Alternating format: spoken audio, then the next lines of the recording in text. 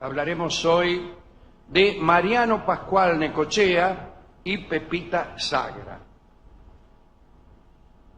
Mariano Necochea, general sanmartiniano, y Pepita Sagra, una de sus tres mujeres.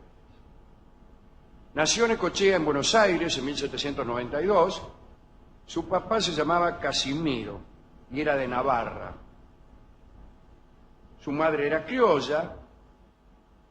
Bueno, como a la mayoría de los muchachos de elevada condición del virreinato, lo mandaron a estudiar a España y volvió en 1809.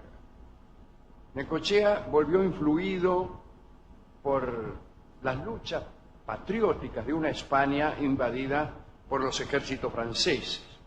Eran las vísperas de mayo de 1810 y Necochea se incorporó a la lucha emancipadora. En abril de 1812 se había convertido en alférez del regimiento de granaderos a caballo que estaba organizando San Martín. Y así empezaba una brillante carrera militar. Un año después tuvo un bautismo de fuego en San Lorenzo y mostró un comportamiento tan notable en la lucha cuerpo a cuerpo que lo ascendieron a capitán, tenía 20 años. En 1814, San Martín fue enviado al norte para tomar el mando del ejército patriota y Necochea fue el elegido para acompañarlo. Fue por esos tiempos cuando, además de su fama de estupendo guerrero, apareció también su fama de hombre galante y de seductor. Parece que era muchacho apuesto, delgado y, cito, de conquistadores modales, especialmente con las damas. Ya con los hombres no tanto, pero con las damas sí. Su primera amante fue doña Olanieta. ¿En qué quedamos? Sí, una cosa o la otra. La hermosa esposa del general español Pedro de Olanieta. Parece que mientras el marido combatía en el Alto Perú contra los rebeldes, esta muchacha se entregó a un ardoroso romance con Necochea.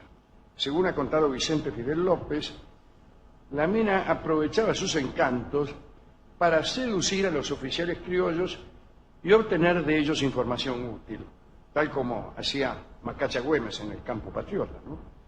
Pero al parecer esta muchacha, la de Olanieta, se enamoró de verdad de Necochea y le dijo, en realidad lo hice por amor, le dice.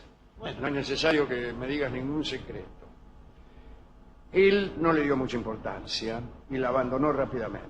Al poco tiempo se casó nomás, en Potosí, con María Dolores del Puente, con quien tuvo a su única hija, Benjamina.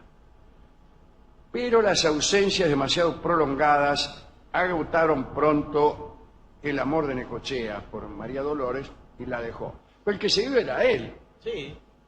Pero igual. Bueno. Vio cómo es uno.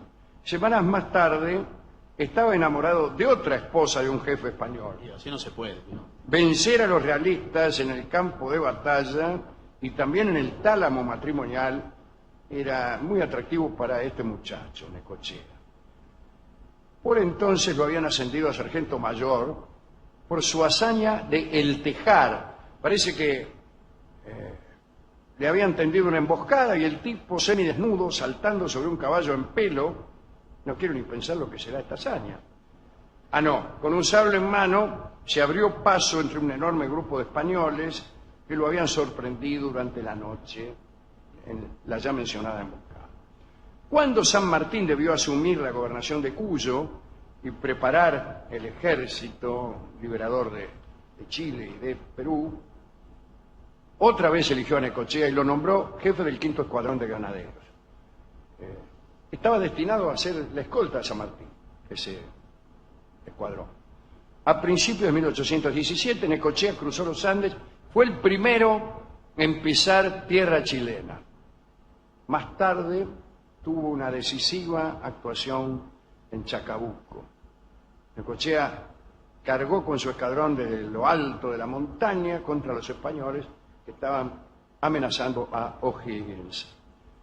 Con motivo de la derrota española en Chacabuco, bueno, los españoles se fugaron a Valparaíso para poder embarcarse al Perú. La ciudad de Santiago quedó momentáneamente sin autoridades, presa del pánico por los saqueos de vándalos que se aprovechaban de la situación. San Martín ordenó entonces a Necochea que pusiera orden en Santiago y que persiguiera a los fugados hasta Valparaíso. Y esta persecución tuvo consecuencias galantes. Sí, ya la tengo. Marchaba Necochea a todo galope, tratando de dar alcance, no los tenía a la vista todavía, a los españoles fugitivos. Y vio a lo lejos, desde lo alto de la montaña, un carruaje que iba hacia la costa, un carruaje solitario, y se dispuso a alcanzarlo, pero por ahí vio que un grupo de salteadores, una banda de salteadores, detenía aquel coche y abatía a un oficial español que había bajado para enfrentarlo. Enseguida bajó también una joven y hermosa mujer que se abalanzó sobre el cuerpo del oficial tendido. Bueno, llegó Necochea, observó más de cerca a la mujer y advirtió que era una belleza impresionante. Y entonces surgió de Necochea el espíritu galante y empezó, ¿qué tal? ¿Cómo le va? ¿Qué sé yo? Y de perseguidor que era del carruaje, se transformó en defensor y mató a todos los salteadores. Y se presentaron y esta mujer dijo que el muerto era el edecán de su marido. ¿Y quién es su marido?, le preguntó Necochea. Mi marido, dijo, es nada menos que el coronel español Morgado. Era Josefa Sacra Morgado, llamada también Pepita Sacra, y Necochea la vio y se enamoraron, se hicieron amantes. Va. Breve. Cuando Morgado, que era uno de los prófugos, se enteró, se puso muy violento y decidió entrar solo en la ciudad para dar escarmiento al atrevido Necochea. Bueno, no se sabe mucho lo que sucedió entre el ofendido y Necochea. Lo cierto es que un día San Martín, que conocía las relaciones entre Pepita con el jefe de su escolta, se enteró de que Necochea había recibido un tiro en la mano, según él, accidentalmente. También se enteró de que había sido encontrado dentro de la ciudad y detenido el coronel Morgado. Por esa herida en la mano, a causa de un duelo galante, Necochea no pudo participar en la batalla de Maipú en 1818. Más tarde, Morgado fue muerto en San Luis, tratando de escapar de su encierro junto a otros realistas. Viuda ya, Pepita Sacra se entregó a los brazos de Necochea. Mejor dicho, ya se había entregado, pero ahora sí, se entregó más todavía. Durante su estadía en Chile, las muestras de amor y los homenajes de Pepita a Necochea eran permanentes. Vení que te demuestro mi amor, sí, vení señor, que te homenajeo. Ella conocía los deseos de su amante de volver a ver a su única hija, Benjamina, que vivía con su madre, de quien él estaba divorciado, como hemos explicado, en Buenos Aires. Y no la veía desde hacía muchos años. Y una tarde, para darle una sorpresa, Pepita cruzó sola la cordillera, llegó a Mendoza, desde allí fue a Buenos Aires, raptó a Benjamina, la hija de Necochea, la llevó otra vez a Mendoza, cruzó otra vez la cordillera y se la entregó a su padre. Todo esto sin consultar nada. Claro, peligroso. Bueno, él no lo podía creer, no pudo ocultar su emoción, pero bueno, le dijo, andá a devolverla. Está la cordillera de por le medio. Dijo, del mejor modo que pudo, mirá, dice, yo no quiero ser culpable de que la madre extraña a la hija, ni que la hija extraña a la madre. Bueno, entonces Pepita Sacra tomó a la niña, volvió a cruzar la cordillera con ella, a lomo de mula, la devolvió y regresó a Mendoza para cruzar por cuarta vez la cordillera. Yo si fuera Necochea, ahí ya empiezo a pensarlo un poco mejor. ¿Pero por qué? ¿Se asusta de...? ¿A usted le gustaría andar tanta- con una que un día... tanta usted insistencia? dice, qué gana de ver a mi hija.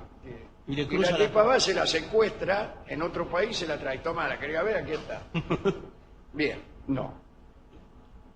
En 1821 se embarcó Necochea en la fragata Consecuencia rumbo al Perú, se batió en Pisco y en las sierras, entró triunfante a Lima, antes que nadie, siempre llegaba antes que nadie.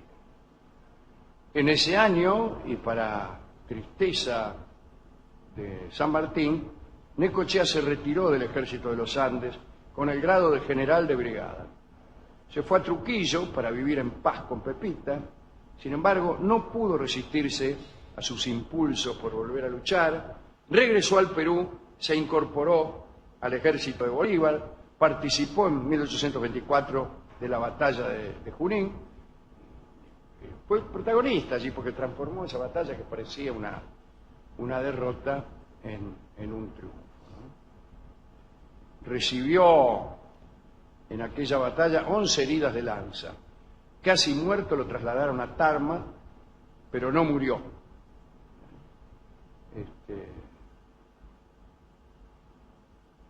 Lo cuidó mucho esta chica, Pepita Sagra, que llegó rápidamente a su lado.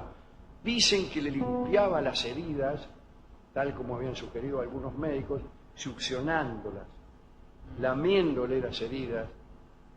Vaya a saber por recomendación de no sé qué médico. A mí, por ejemplo, el doctor Caragencián, que me Sí. atiende, nunca me recetó semejante cosa. No, señor, no lo va a andar la Probablemente a sabiendas de que las novias que yo tenía no tenían esas costumbres terapéuticas, No, señor. sino más bien otras. Ni el propio Caragencián tampoco. No, tampoco, ciertamente. Bueno, la convalecencia fue larga y penosa, pero al fin se recuperó. Necochea no quiso mezclarse en las luchas políticas del Perú, ni en las del resto de las nuevas repúblicas lideradas por Bolívar. En 1826 quiso volver a la patria, ofreció sus servicios frente a la guerra con el Brasil, que se avecinaba, viajó solo a Buenos Aires y allí se frustró. Él pensaba que su reconocida experiencia desde San Lorenzo, pasando por el Ejército del Norte, la Libertad de Chile y de Perú, le darían un prestigio y una preeminencia sobre cualquiera de los otros generales. Pero gobernaba Rivadavia y lo nombró jefe de una reserva para ser usada en caso de necesidad y le ordenó que formara voluntarios. Y Necochea, con su grandeza, aceptó. Al Brasil partió el general Alvear. Rivadavia quizá tenía miedo de que Necochea fuera muy popular, que el pueblo lo prefiriese eventualmente como gobernante, y lo alejó como antes había hecho con San Martín, ¿no? Y Necochea una vez más quiso evitar las luchas políticas y se fue con Pepita Sagra a Lima, donde lo querían y veneraban, y así partió para siempre, porque murió en 1849 a sus 57 años. Sus restos están en Lima. Le dejó toda su fortuna a Pepita Sagra, de quien no conocemos su destino. En 1949, al recordarse el primer centenario de la muerte de Mariano Necochea, el gobierno del general Perón pidió el traslado de sus restos a Buenos Aires.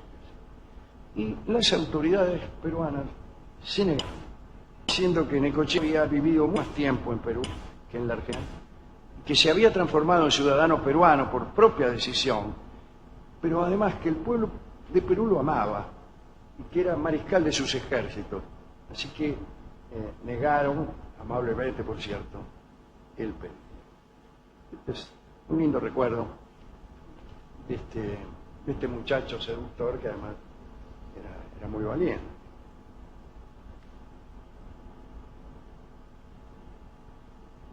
Hemos querido entonces homenajear en Pepita Sagra a Necochea y en la ciudad de Lima a la patria grande.